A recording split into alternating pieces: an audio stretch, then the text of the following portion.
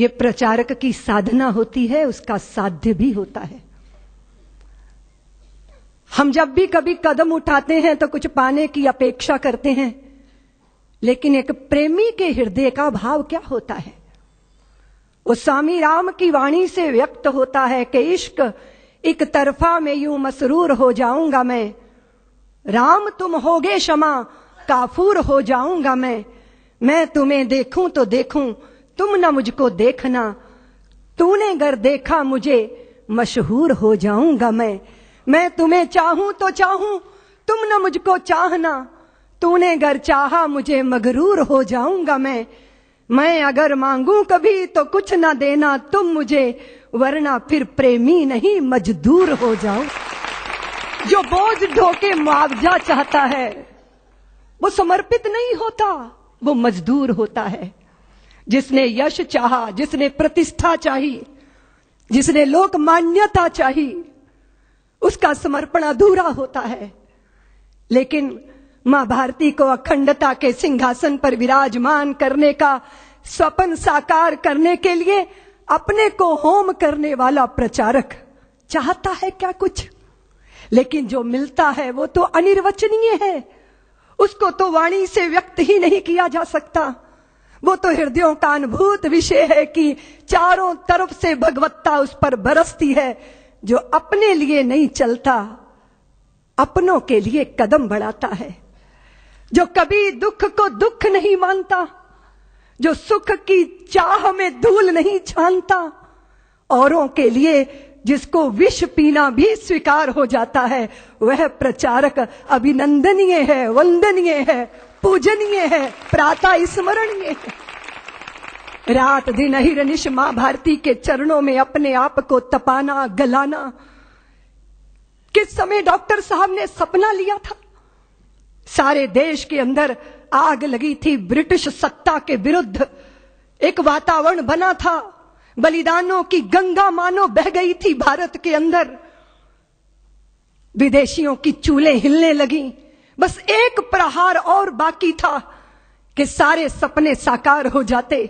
लेकिन उसी समय विधर्मी ने, उसी समय देश के शत्रु ने देश के अंदर सांप्रदायिकता का विष बोया, वैमनस्यता के भावों को पैदा किया, छुआछूत की प्रबल भावनाएं देश के अंदर जागी, और वह सारी शक्तियां जो संगठित होकर गुलामी की जंजीरों को तोड़ने के लिए अवद्ध दिखाई देती थी, वो बिखरना प्रारंभ हो गई।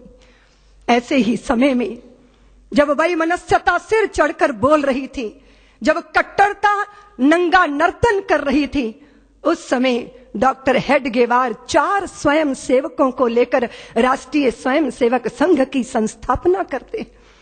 जब अपने ही कुएं पे पानी लेने आते थे और अपना ही भाई दुत्कार कर भगा देता था कि तू अछूत है, मेरे कुएं का पानी पिएगा तो सब अपवित्र हो जाएगा, और वो प्यास से तड़पते हुए अपने ही भाई को देखना, लेकिन निष्ठुरता का लबादा ओढ़े रहना, वो तिल तिल करके मरने वाले प्यासे को देखकर उस पीड़ा में से, उस वेदना में से राष्ट्रीय स्वयं सेवक संघ का निर्माण हुआ, जन्म हुआ।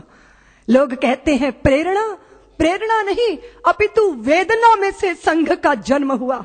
मां भारती को वैभव के पद पर ले जाना है, अखंडता के सिंहासन पर विराजमान करना है, तो एक ही मार्ग है, और वो कौन सा मार्ग?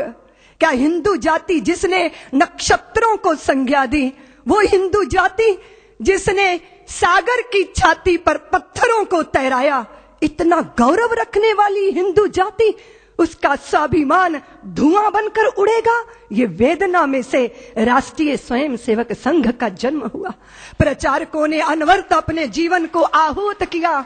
एक प्रश्न पैदा हुआ कि जिस हिंदू ने नभ में जाकर नक्षत्रों को दी है संज्ञा, जिसने हिमगिर का वक्ष चीर भू को दी है पावन गंगा, जिसने सागर की छाती पर पाषाणों को तैराया है, हर वर्तमान की पीड़ा को हर जिसने इतिहास बनाया है, जिसके आर्यों ने घोष किया कृणवंतो विश्वमार्यम का, जिसका गौरव कम कर न सकी रावण की स्वर्णमयी लंका, जिसके यज्ञों का एक हव्य 100 पुत्रों का जनक रहा, जिसके आंगन में भयाक्रांत धनपति बरसाता का कनक रहा, जिसके पावन बलिष्ठ तन की रचना, तन दे दधीची ने की। राघव ने बन बन भटक भटक जिस तन में प्राण प्रतिष्ठा की। जौहर कुंडों में कूद कूद सतियों ने जिसे दिया सत्व, गुरुओं गुरुपुत्रों ने जिसमें चिरबलिदानी भर दिया तत्व। और शाश्वत हिंदू जीवन क्या स्मरणीय मात्र रह जाएगा? इसकी पावन गंगा का जल क्या नालों में बह जाएगा?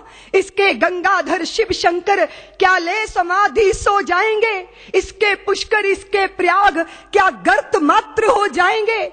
यदि तुम ऐसा नहीं चाहते तो फिर तुमको जगना होगा, हिंदू राष्ट्र का बिगुल बजाकर दानव दल को दलना होगा। इस वेदना में से, इस पीड़ा में से, मां भारती के लुटते स्वाभिमान और बिखरती अस्मिता की वेदना में से राष्ट्रीय स्वयंसेवक संघ का प्रादुर्भाव हुआ।